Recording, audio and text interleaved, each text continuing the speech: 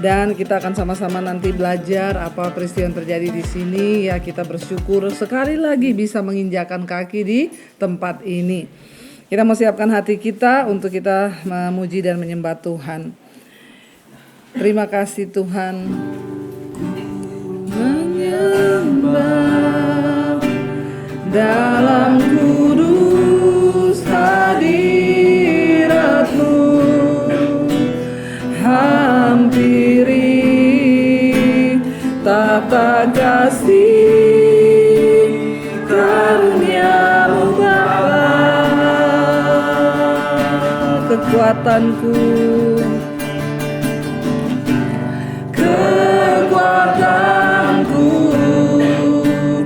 hanya dalam hadirat-Mu Yesusku, Yesusku, hanya Kaulah segalanya. Sekali lagi katakan, ku menyembah, ku menyembah dalam kudus hadirat-Mu, hampiri tata kasih karunia-Mu Bapa, kekuatanku, kekuatanku hanya dalam hadirat-Mu Yesusku, hanya Kaulah segalanya. Ku yakin Kau hadir di sini Tuhan, ku yakin Kau hadir di sini, ku rasa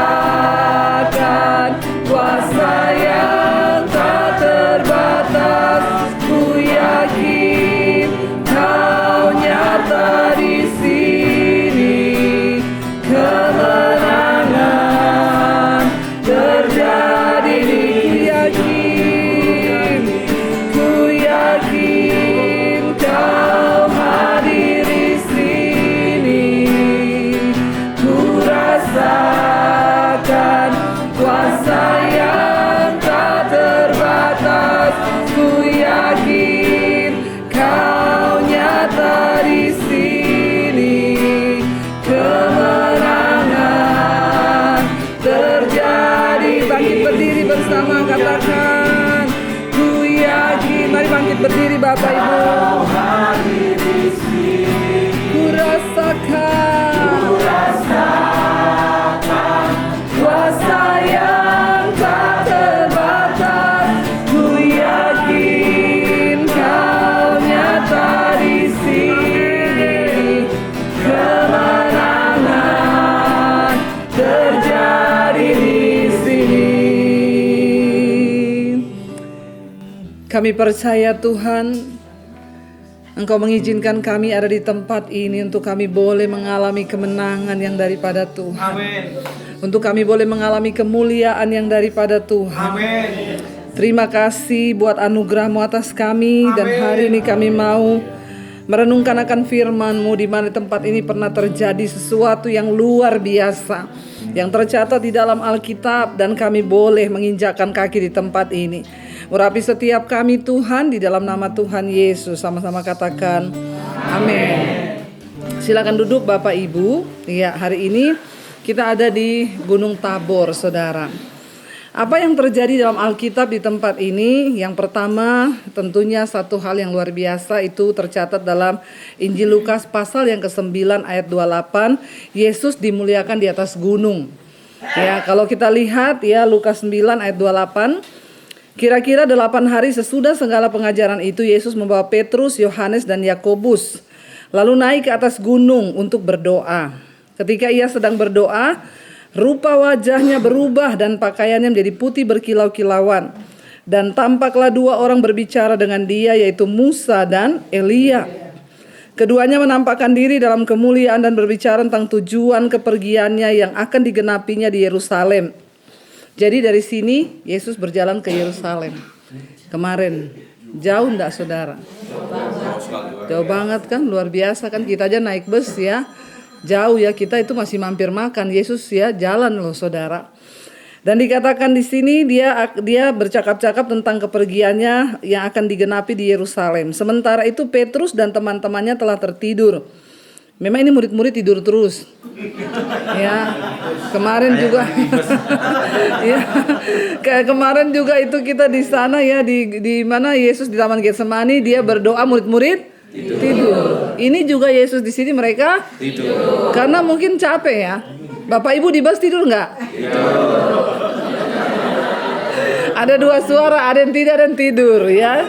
Jadi ya kita aja naik bus capek, tertidur, apalagi mereka tuh jalan dari sini ke sini ya. Dan dikatakan sementara itu Petrus dan teman-temannya telah tertidur.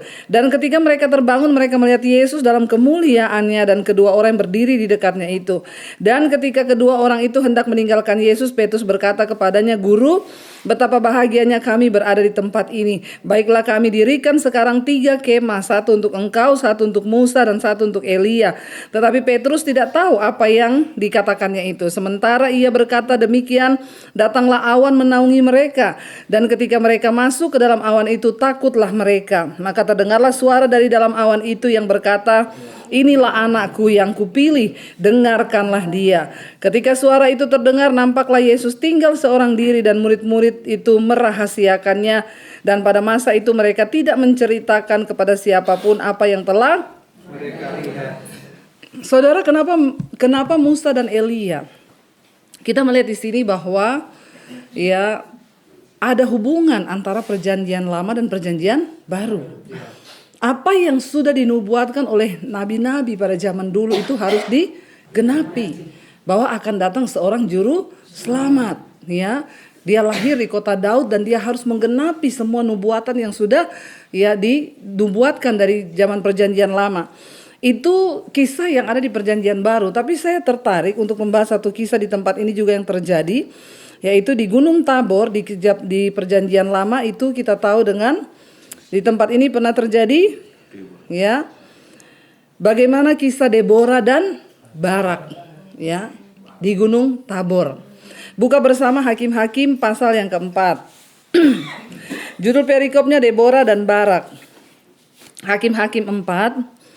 Setelah Ehud mati, orang Israel melakukan apa yang jahat di mata Tuhan. Hakim-Hakim 4. Lalu Tuhan menyerahkan mereka ke dalam tangan Yabin, raja Kanaan. yang memerintah di Hasor. Panglima tentaranya ialah Sisera yang diam di Haroset Hogayim.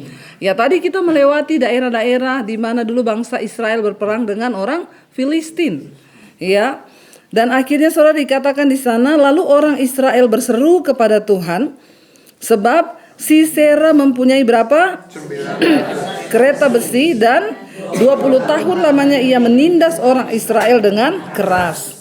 Ya, perhatikan saudara, setiap kali orang Israel melakukan apa yang jahat di mata Tuhan, selalu Tuhan izinkan mereka ditindas. Ya, tadi kita sudah belajar Gideon. Pada waktu itu Alkitab berkata orang Israel melakukan yang jahat di mata Tuhan sehingga mereka ditindas oleh suku orang-orang Median. Sekarang di sini dikatakan lagi mereka melakukan apa yang jahat di mata Tuhan. Tuhan menyerahkan mereka ke dalam tangan Yabin raja Kanaan. Perhatikan siklusnya. Ketika hidup kita terlalu banyak masalah bertubi-tubi, coba cek saudara. Jangan-jangan kita ini melakukan apa yang jahat di mata Tuhan. Ya, ada hati yang tidak mau mengampuni, ada hidup yang berdosa. Kita perlu cek saudara. Ya, banyak orang berkata itu Debbie Basir pendeta perjanjian lama. Saya nggak peduli, karena Tuhan itu sifatnya nggak berubah. Ya, dia benci dosa, amin. Jangan berpikir oh sudah perjanjian baru, Yesus datang dengan kasih karunia, kita sudah diselamatkan, dosa apapun. Siapa bilang begitu, enak aja. Tuhan itu tetap kudus. Dia tidak berubah dari perjanjian lama sampai perjanjian baru. Nggak ada yang berubah. Dia murka dengan dosa, dia benci dosa. Ya, itu harus kita pegang loh saudara. Dan dikatakan di sana, lalu orang Israel itu berseru kepada Tuhan. Sebab Sisera itu punya 900 kereta besi dan 20 tahun dia menindas orang Israel. 20 tahun tuh lama nggak? Lama. Kalau cicil rumah 2 udah lunas itu ya. Pada waktu itu Deborah, seorang nabiya, istri Lapidot, memerintah sebagai hakim atas orang Israel. Ya, jadi pada waktu itu Deborah, dia dipilih Tuhan, seorang wanita ya. Ya, kalau sekarang dibilang Debbie saudara, Deborah ya. Dia memerintah sebagai hakim ya. Tuhan tuh kalau pilih orang gak salah-salah loh ya.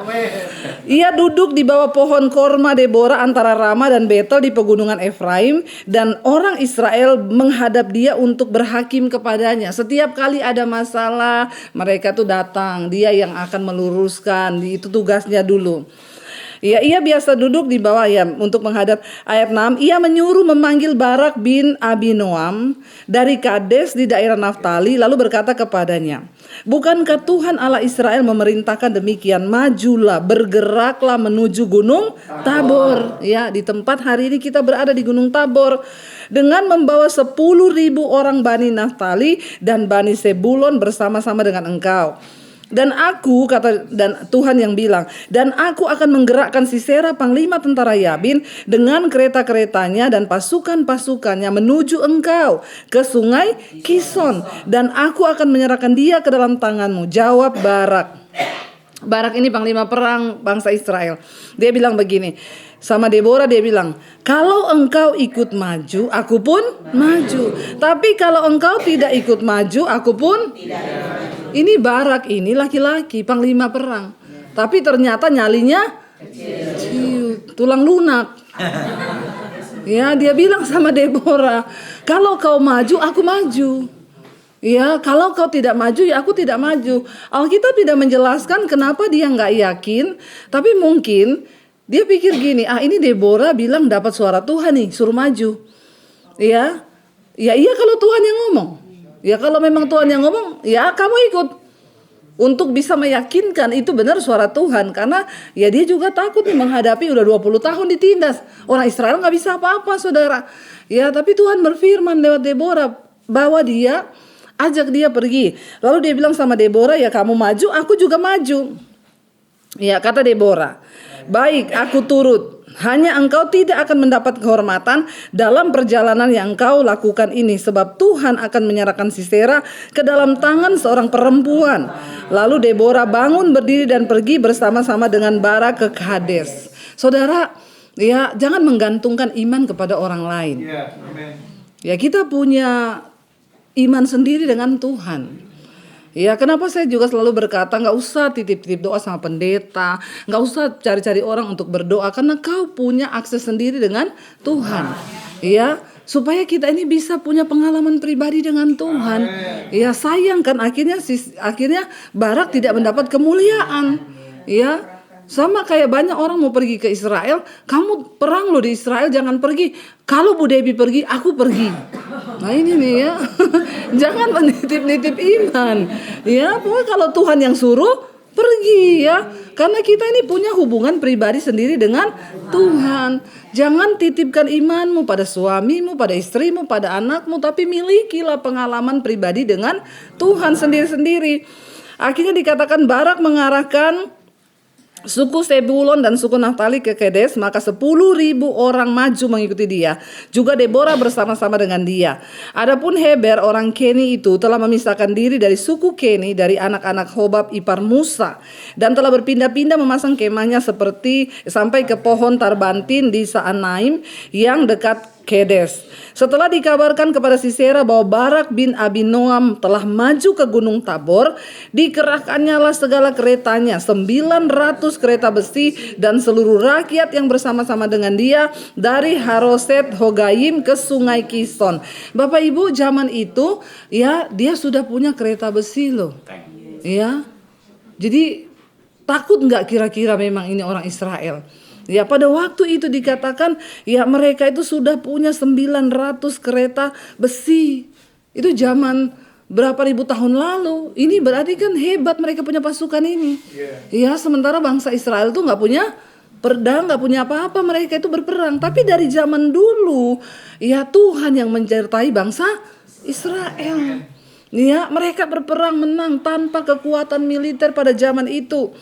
Lalu dikatakan akhirnya ya berkatalah Deborah kepada Barak, ayat 14, bersiaplah sebab inilah harinya Tuhan menyerahkan Sisera ke dalam tanganmu. Bukankah Tuhan telah maju di depan engkau? Lalu turunlah Barak dari Gunung Tabor dan 10.000 orang mengikuti dia. Dia turun saudara dari sini.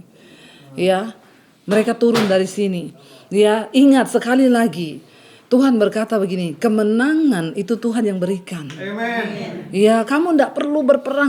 Saudara, kita ini kalau sungguh-sungguh ikut Tuhan, saudara, ada hal-hal yang Tuhan sanggup lakukan itu dengan cara yang supranatural. Amen. Tapi kalau engkau mau bertempur dengan caramu sendiri, ya kita kadang-kadang memang capek hidup ini kalau kita dengan kekuatan kita sendiri. Sementara cara-cara Tuhan mengangkat kita, membuka jalan bagi kita, itu kadang hanya dengan dia berfirman terjadi. Amen. Ya, contoh ketika Yusuf itu ada di Mesir untuk bisa menjadi perdana menteri di ini Yusuf ya. Makanya dia yesnya semangat. Ya, waktu Yusuf ada di Mesir untuk bisa jadi perdana menteri di Mesir itu kira-kira gampang atau susah? Susah, perlu jadi orang kepercayaannya Firaun, perlu punya uang, perlu kampanye, perlu ya dukungan mungkin yang besar. Tapi Yusuf bisa jadi perdana menteri lewat penjara tuh. Lewat fitnahan orang tuh, yang harusnya itu kutukan malah menjadi berkat. Itu loh yang saya bilang cara yang supranatural.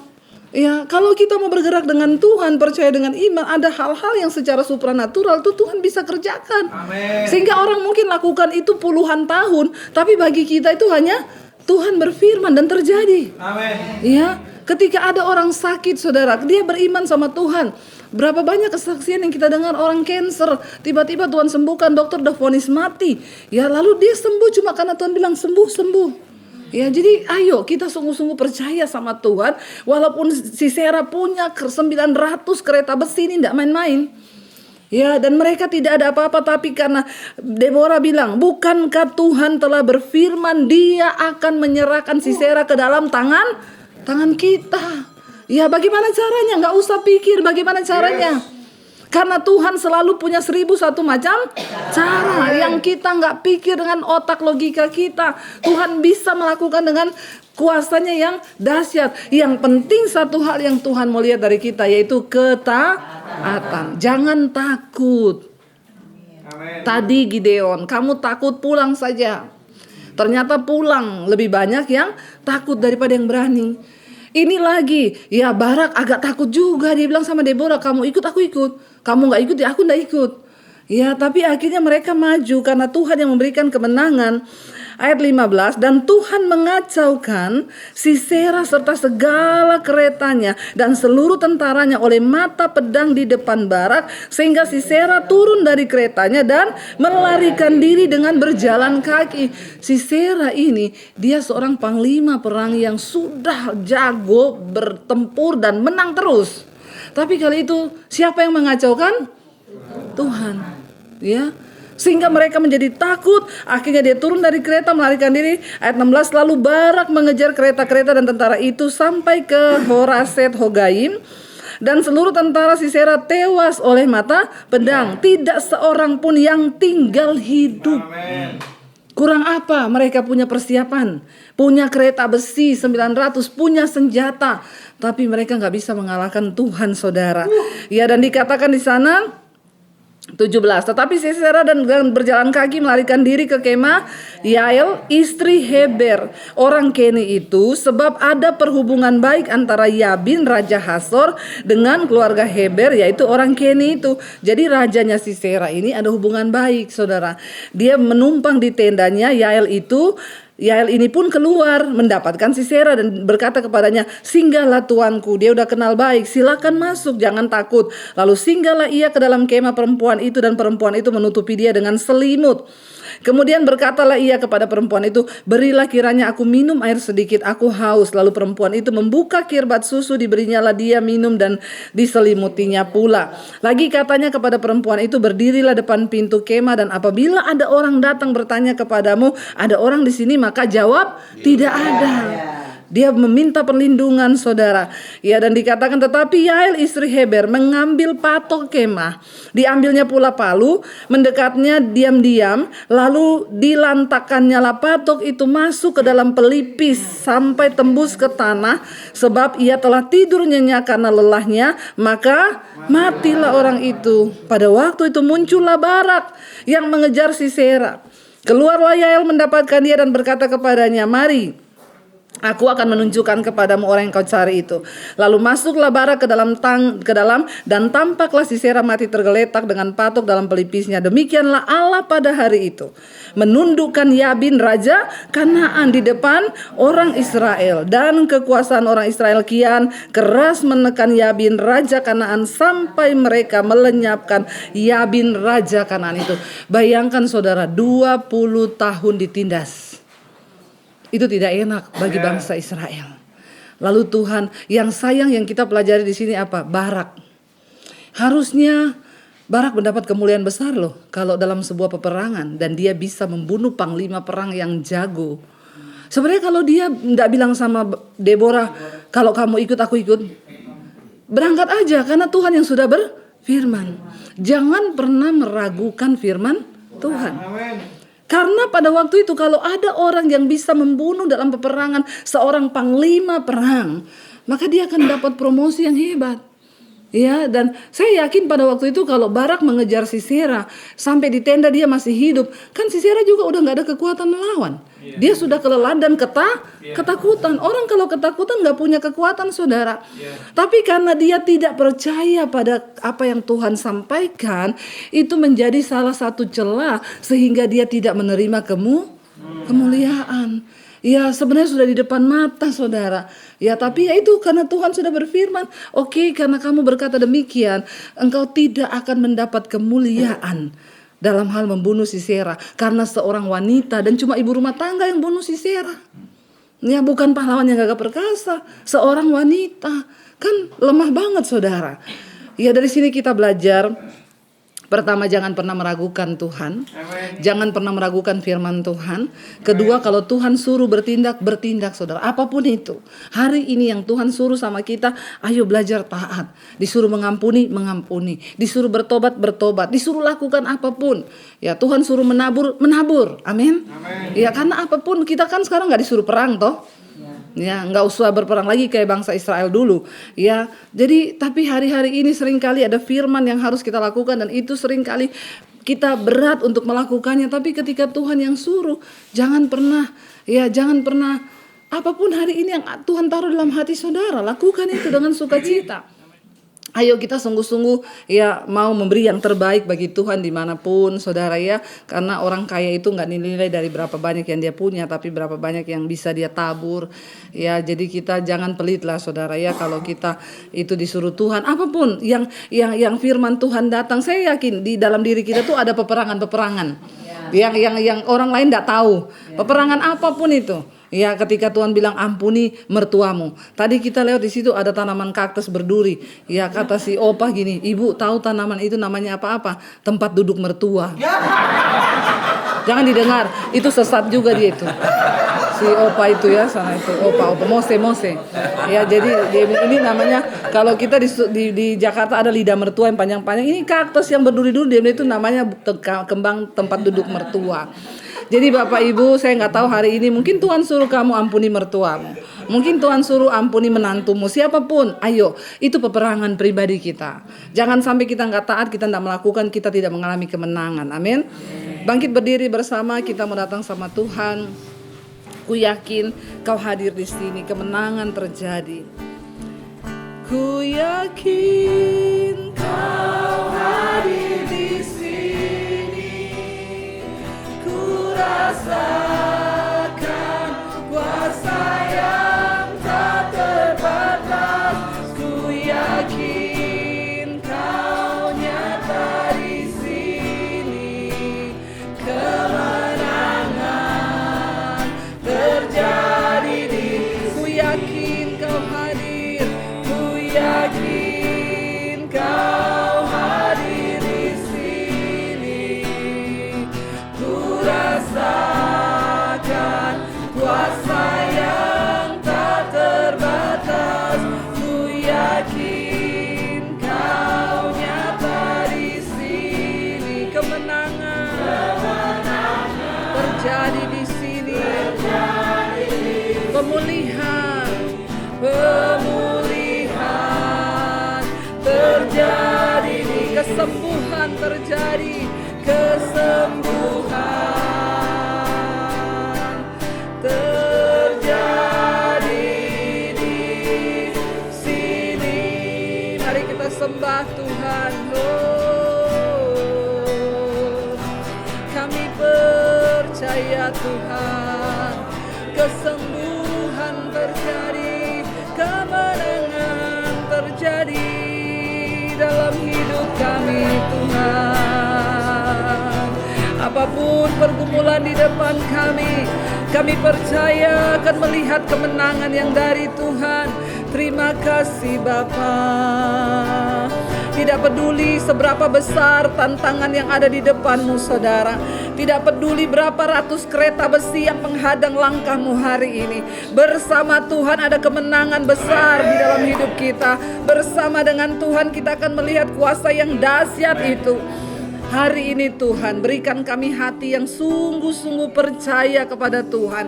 Hati yang tidak meragukan kuasa Tuhan. Hati yang sungguh-sungguh terarah dan tertuju hanya kepada Tuhan. Kami yakin dan percaya Tuhan, kemenangan besar sudah Tuhan berikan bagi kami. Terima kasih Tuhan. Berdoa untuk setiap pergumulan kami apapun itu, tidak ada yang terlalu besar bagi Tuhan. Engkau sanggup menyelesaikannya bagi kami. Bagi keluarga kami juga yang ada di rumah, Tuhan juga memberkati dan menyertai. Kami membuka hati kami Tuhan. Biarlah anugerah-Mu turun atas hidup kami. Biarlah damai sejahtera-Mu ada atas hidup kami. Kemenangan kuasa Tuhan ada atas hidup kami. Karena itu Bapak Ibu, terimalah kiranya berkat, rahmat, anugerah dari Allah Bapa, cinta kasih dari Tuhan Yesus Kristus, penyertaan Allah Roh Kudus turun atas setiap hidup kita hari ini, mulai sekarang bahkan sampai kali yang kedua Tuhan Yesus datang kembali menjemput setiap kita dan nama kita tercatat dalam kitab kehidupan. Terima kasih Bapa, kami mengucap syukur dalam nama Tuhan Yesus, sama-sama katakan amin.